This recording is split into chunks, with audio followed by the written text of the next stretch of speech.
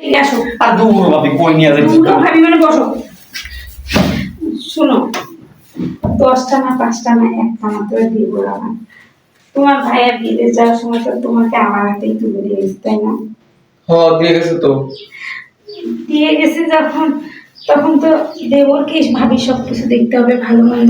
দেখি তো ভাবি, তুমি যে সময় যা কবে এটাই তো শুনি। তুমি যদি দোকানে যাইতে বলো আমি দোকানে যাই। আরে ওসব কথা বলছি নাকি, দোকানে তো যাও ঠিক আছে, তুমি সব কথা শুনো, কিন্তু একটা জিনিস তুমি খেয়াল করো না। দেখো তোমার ভাইয়া কতদিন ধরে বিদেশ গেছে, আমার তো মন চায়। আর শুনো, তুমি কি চাও যে তোমার ভাবিটা কষ্টে থাকুক? কে তুমি তো শুকিয়ে গেছো। ভাই কি টাকা পয়সা পাঠায় না তোমারে? আরে খাওয়া দাওয়া টাকা পয়সার কি সুখ? আসল সুখ কোথায় তুমি জানো না? আর শোনো, তোমারও তো এখন বয়স হচ্ছে, দুদিন পর বিয়ে দিতে হবে। তো দেবরকে, এই ভাবি, এই তোমার ভাত লক্ষণ ভালো লাগতেছে না, তুমি এরকম করতেছো কেন আমার লগে?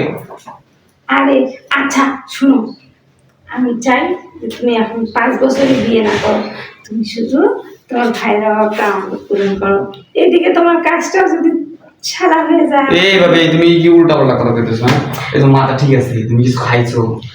আরে আর এই কাপড় টাপড় ঢাকো তো, কি জিনিস বাই করে রাখছো? আরে এই